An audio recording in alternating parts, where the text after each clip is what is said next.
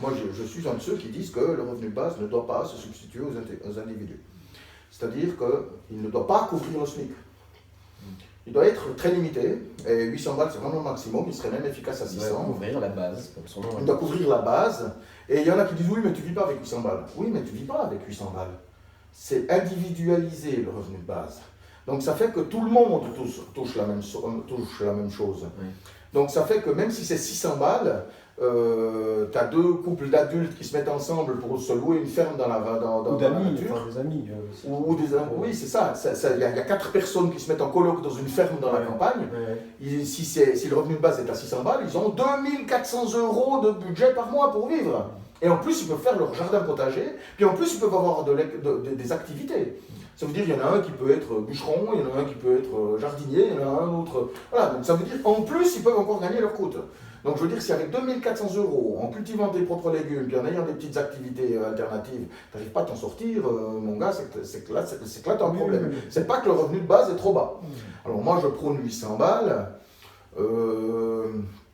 Peut-être qu'il faudrait l'actualiser à 900, c'est possible, mais c'est individualisé. Il faut bien percevoir comme étant individualisé. Ça veut dire qu'un couple qui reçoit 800 balles, ça fait 1600 balles de budget. Il y a des tas de couples qui aujourd'hui n'ont pas ce budget.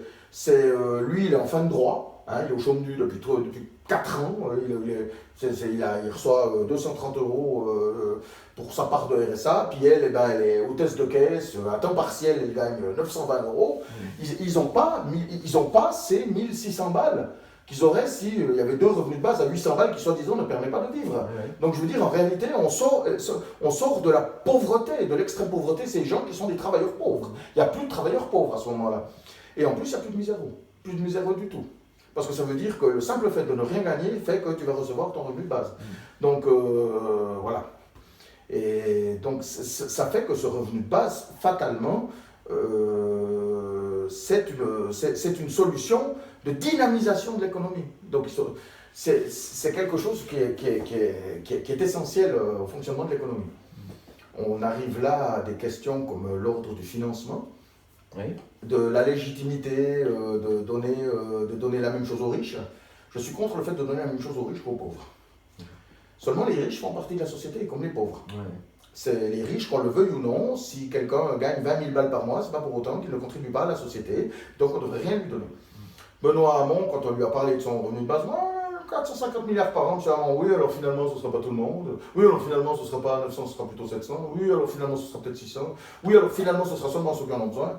Bon, ça ne pouvait pas marcher, je veux dire, il n'était même pas capable de financer son revenu de base.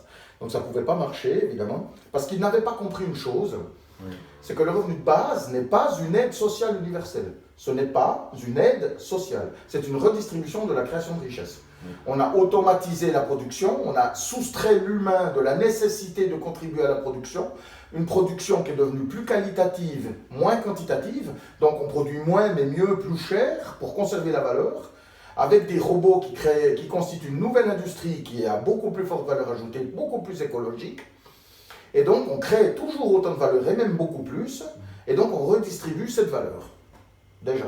Donc, il faut être clair, ce n'est pas une aide sociale universelle, c'est la part de chacun, c'est sa fraction pour sa contribution personnelle à la production globale de richesse. Alors qu'aujourd'hui, le salaire n'est que la fraction personnelle, la fraction d'un individu pour sa contribution personnelle à la production de l'entreprise de richesse. Oui, ça implique de reconnaître que la création de richesse, elle est collective. Elle est collective, elle est nationale, elle est internationale, elle est mondiale. C'est vrai que dans certains milieux, notamment à droite, on a l'impression que c'est le patron qui crée la richesse, et puis voilà, après le reste... Non, voilà, c'est collectif. C'est complètement collectif. La connaissance, elle est produite collectivement.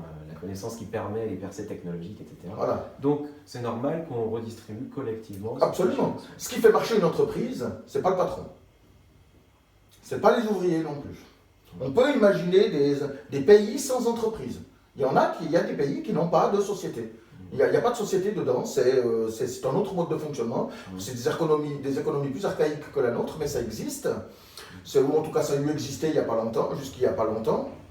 On peut imaginer, donc ça serait d'autres systèmes économiques, on peut imaginer des entreprises sans patron, c'est coopérative, la gestion elle est collective, ou alors gérée par l'État, ou voilà, ça existe même en France. On peut imaginer des entreprises sans salariés. Il n'y a pas d'ouvriers dedans. Il n'y a que le patron, ou c'est juste une entité virtuelle sur le papier. Mais une entreprise sans clients, ça, c'est pas possible, ça. Ce qui fait marcher une entreprise, c'est ses clients. Alors, ses clients, ça peut être l'armée, ça peut être l'État. Elle peut avoir un seul client, l'État. Elle peut avoir un seul client, un État étranger, c'est possible. Elle peut avoir des clients qui sont des petits particuliers, ou seulement des professionnels garagistes, ou seulement des dentistes. Oui.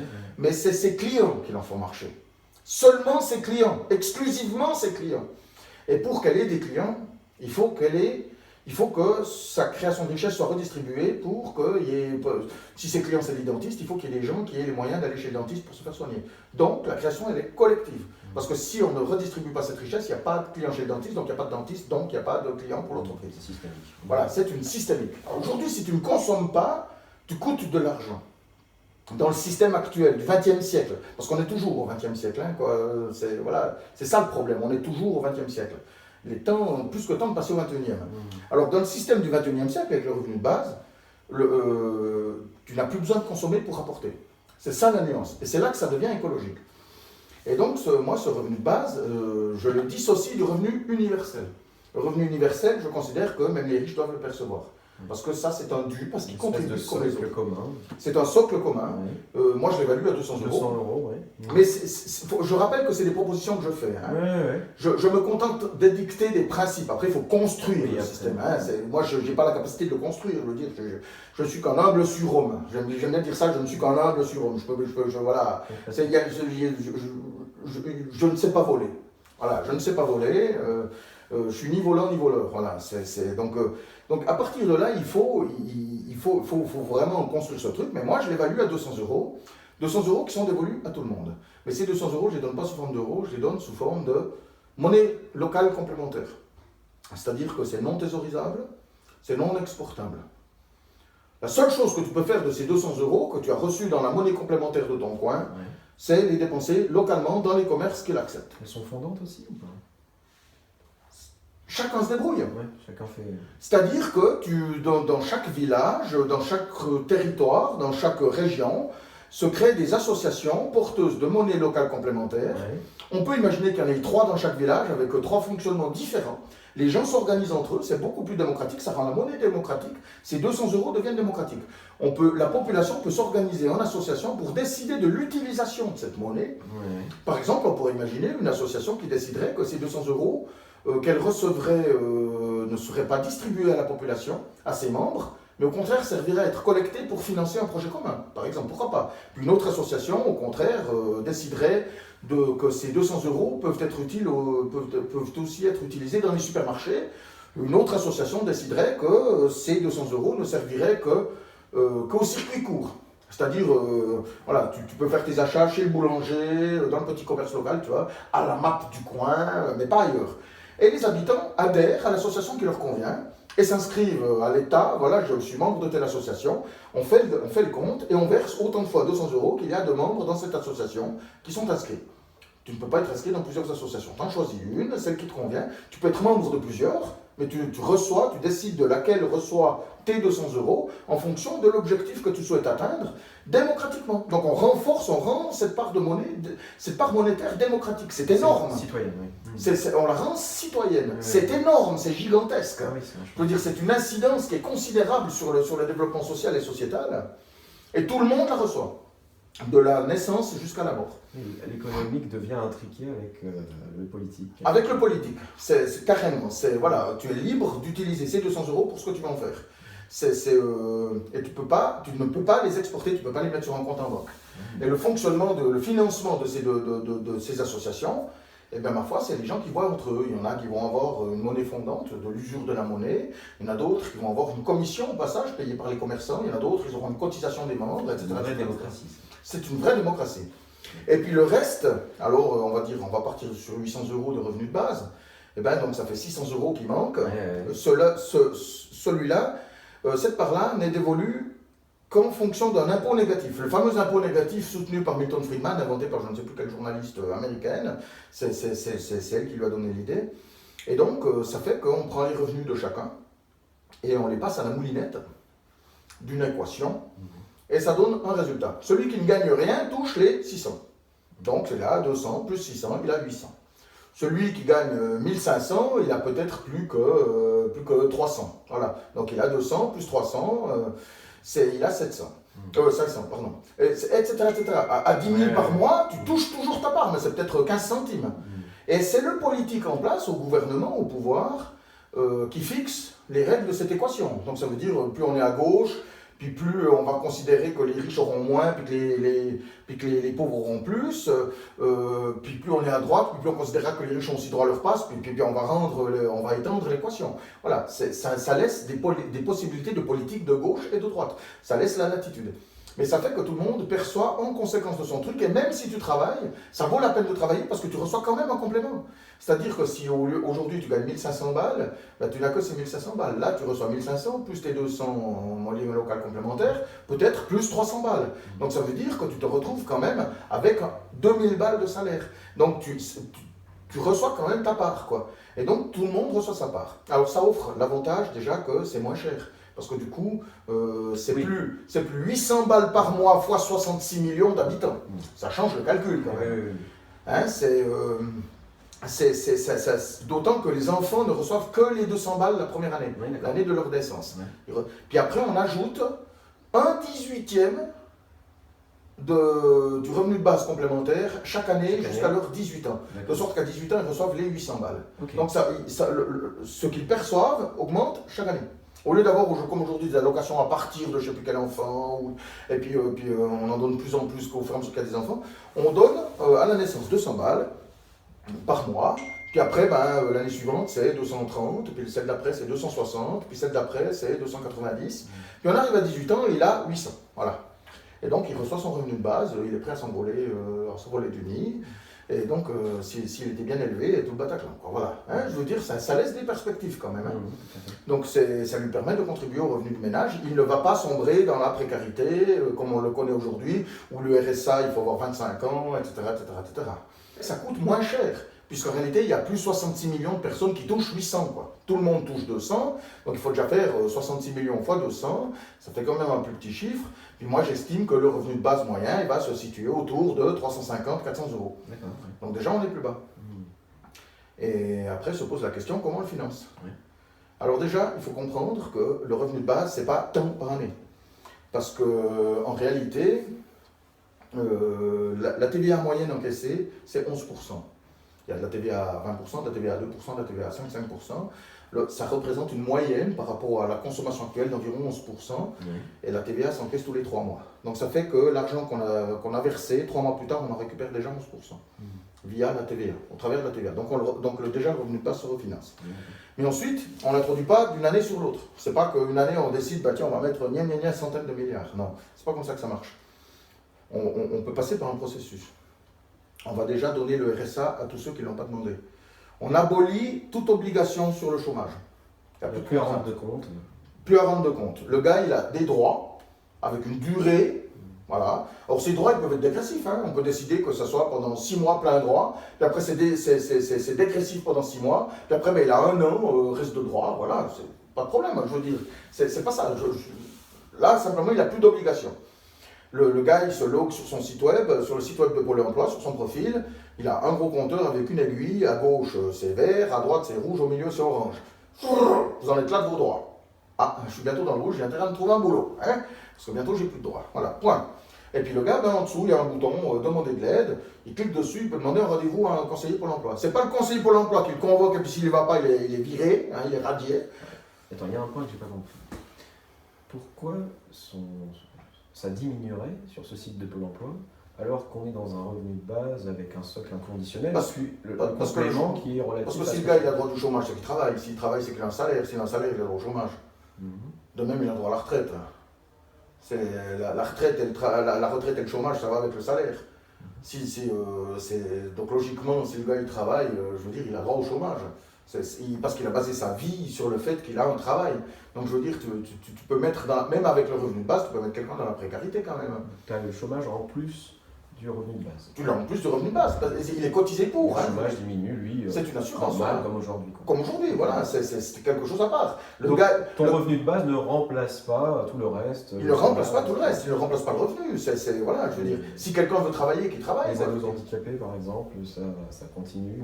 Alors, c'est là où les Athéniens s'atteignirent. Pour faciliter son introduction, on commence par donner le RSA à toute personne qui ne le gagne pas, qui ne gagne rien, et donc beaucoup ne le demandent pas. On sait que 30% y ont droit et ne le demandent pas. Oui. Là, on ne se pose pas la question en fonction de la déclaration d'impôt, on le verse à tout le monde, le revenu de base.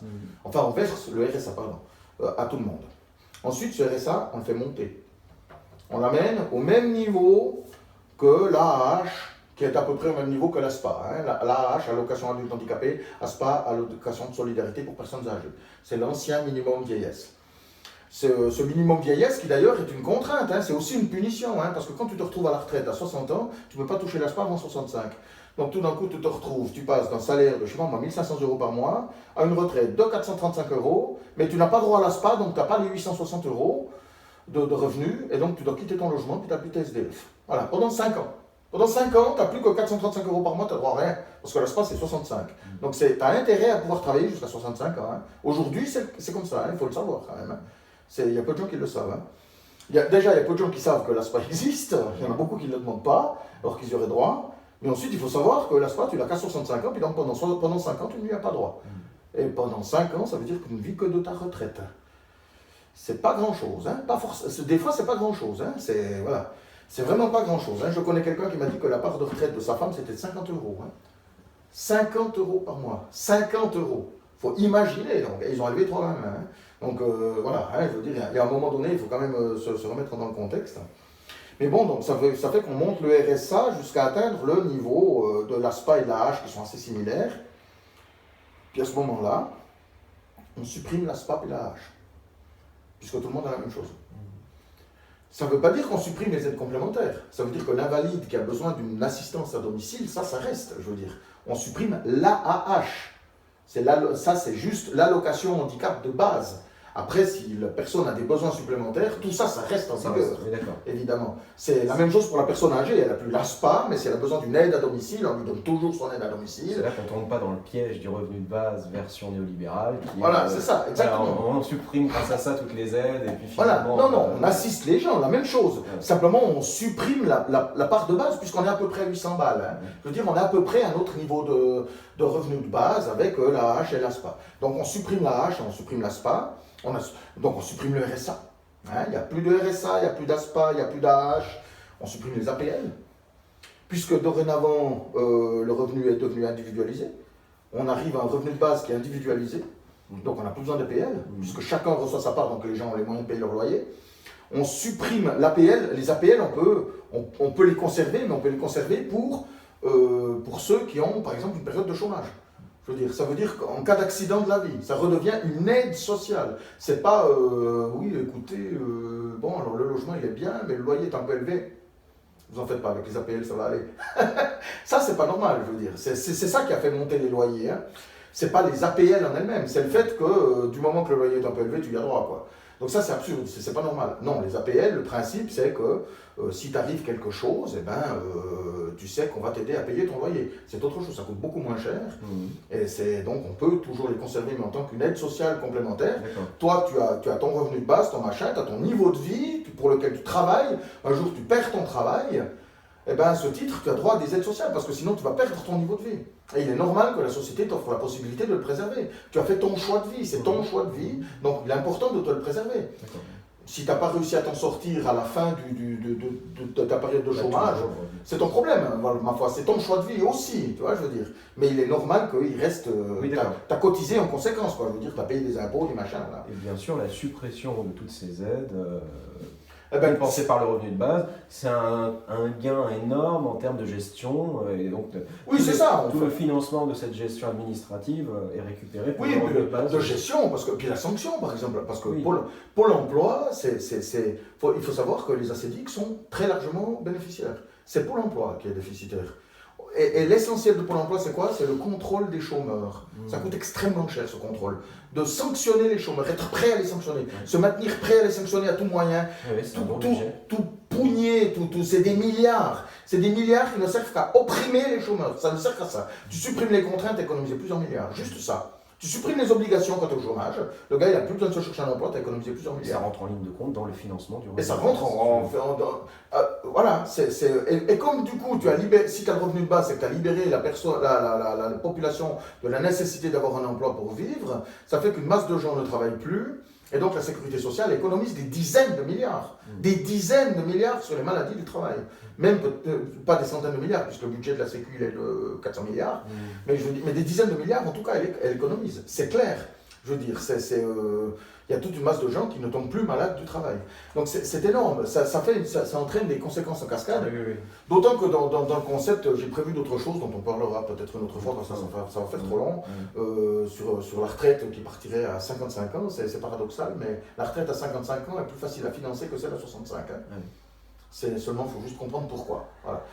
Donc il y a d'autres concepts que j'ai développés qui font partie du truc. Là, je ne fais qu'à dicter le principe de base. Mais c'est là qu'on comprend que le revenu de base, dans ce cas-là, il s'inscrit naturellement dans l'économie. Il ne coûte non seulement pas plus cher, la question de son financement ne se pose plus, mais de combien il va rapporter. Parce qu'en réalité, on va redynamiser tellement l'économie qu'en réalité, le revenu de base, il représente plus rien. Il représente quoi? Il représentera, j'estime à ce moment-là, à environ 11 à 13% du PIB. 11 à 13% du PIB sera dédié au revenu de base. Aujourd'hui, il va remplacer des aides sociales qui aujourd'hui représentent plutôt 17% du PIB. Donc il faut quand même le relativiser. Il va nous permettre d'économiser énormément d'argent. Et donc, de générer beaucoup de richesses. Il va contribuer au développement du PIB.